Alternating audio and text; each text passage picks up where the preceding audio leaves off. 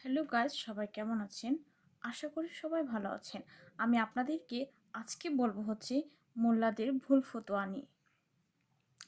আপনারা জানেন যে বাংলাদেশের এমন অনেক গ্রামে গ্রামে এখনও নারীদের জীবনের শত্রু হয়ে দাঁড়িয়েছে মোল্লাদের ভুল ফতোয়া। কখনো সালিসি গণধর্ষণ, আবার কখনো বা তালাক তালাক বলে সম্পর্ক শেষ। এ ধরনের ভুল ফতোয়া ইসলামের নামে চালানো এক ধরনের নিষ্ঠুরতা। অর্থাৎ নারী যদি প্রেম করে তাহলে ফতোয়া, নারী যদি প্রতিবাদ করে তারপরও ফতোয়া।